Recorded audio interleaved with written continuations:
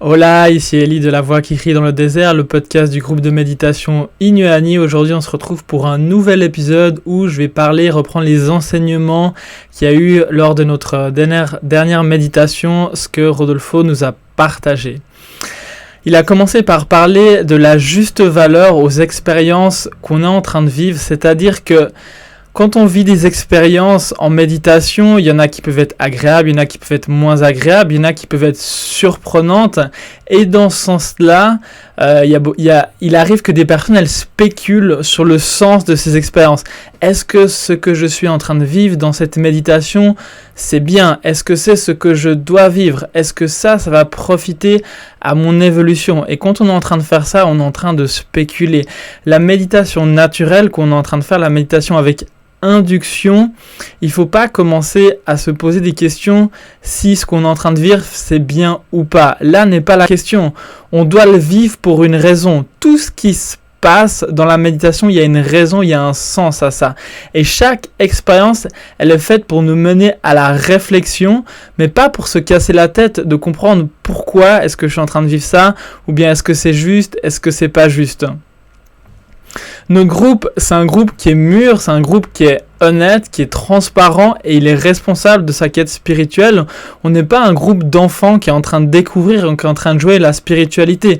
Même si on découvre la spiritualité, on peut avoir une maturité qui fait que on comprend ou on accepte le fait que pendant les méditations, suivant notre parcours, suivant notre karma, suivant plein de facteurs mystérieux, on va vivre des choses différentes.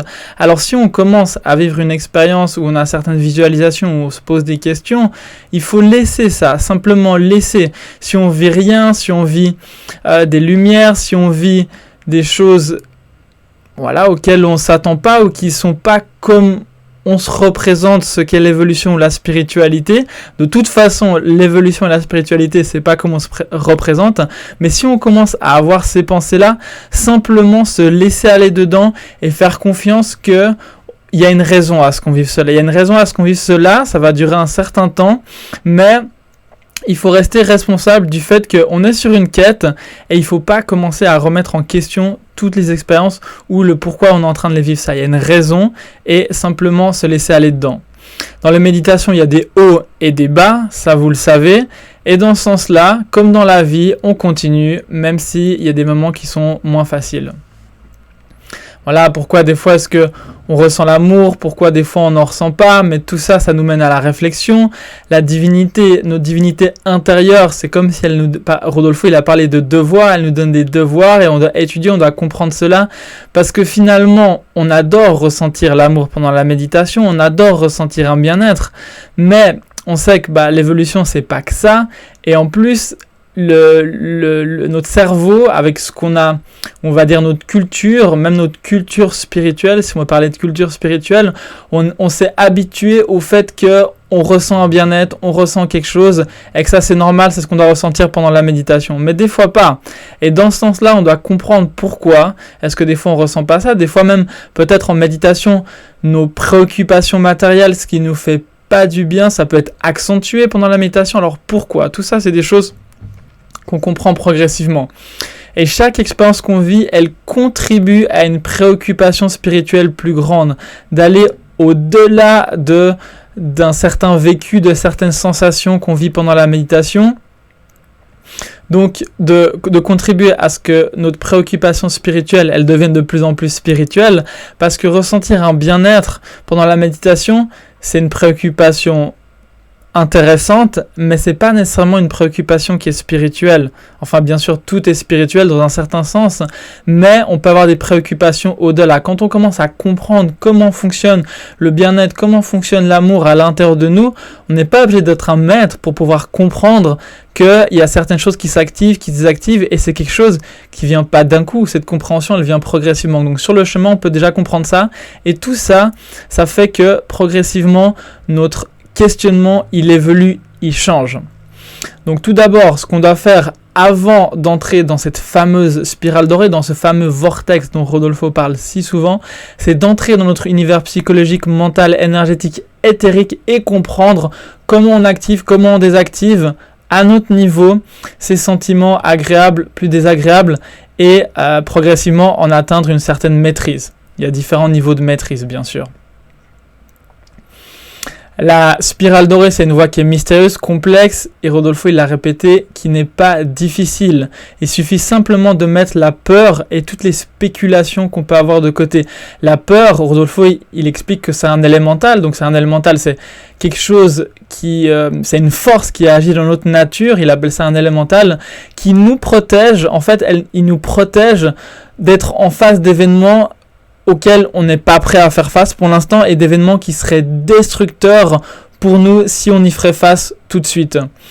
Donc cet élémental, il est là pour nous protéger. Donc petit à petit, on comprend que la peur, c'est notre amie et que quand on est prêt à faire face à certaines choses, elle se met de côté progressivement et la porte, elle s'ouvre et on peut entrer dans la peur et en entrant dans cette peur, elle disparaît. On se rend compte que finalement, il ne se passe rien.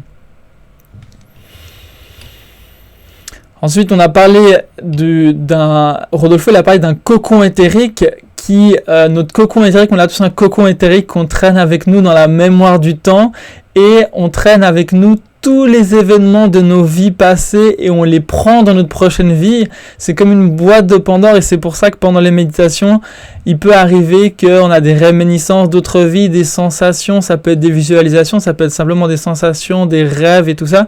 Tout ça, c'est parce qu'on a un gros bagage. Bien sûr, à chaque réincarnation, on oublie tout ça parce qu'il y a des choses qui seraient trop horribles. On a tous fait des choses dans l'obscurité, tous fait des choses dans la lumière, c'est le jeu, c'est le défi, c'est ça qu'on doit comprendre, mais à chaque vie, on est une page blanche, enfin pas vraiment une page blanche vu qu'on porte le poids de tout ça, mais en tout cas on s'en rappelle pas pour qu'on puisse vivre notre vie normalement, sinon ce serait trop des poids, trop lourds. On les porte toujours et on doit s'en défaire progressivement au travers de la méditation, mais ça se fait d'une certaine manière et c'est pour ça que on ne doit pas questionner toujours ce qui se passe. Il y a des nettoyages, il y a des processus et tout ça, ça se fait au travers de notre préoccupation spirituelle, des inductions, du soutien de l'égrégore, de notre discipline, de notre foi et de notre confiance constante. Nous, on est tous des extraterrestres, pas dans le sens où on vient d'une autre planète, mais dans le sens où on vient pas de ce monde, on vient d'aucune planète, d'aucune galaxie, d'aucun univers, on est une étincelle divine, on se manifeste soi-même dans la dualité, mais on s'en rappelle pas et on doit s'en rappeler au travers du grand jeu défi mystérieux de la vie, de la méditation, de notre évolution, retrouver son origine divine. Et c'est ça qu'on est en train de faire tous ensemble, c'est ça, on est sur le même, on est tous complices de notre évolution, on est tous sur le même bateau, chacun donne son petit grain de sable, son grain d'égrégore mystique, et voilà, c'est ça qu'on est en train de faire au travers de nos méditations. Rodolfo, il a rappelé qu'il ne faut pas se laisser détruire par tous les commentaires des gens qui ne comprennent pas ce qu'on est en train de vivre et qui peuvent spéculer sur le fait que ressentir des choses moins agréables ou peut-être ressentir des choses qui sont tabous, comme j'en ai parlé, ressentir du plaisir, du désir pendant la méditation, finalement c'est pas bien, tu es en train de te faire manipuler, ci, ça, mais c'est pas ça. On est là pour aller au-delà de tout ça, on n'est pas là pour spéculer ou bien se fermer comme une huître parce que on a peur ou on se demande si certaines expériences sont ok ou pas.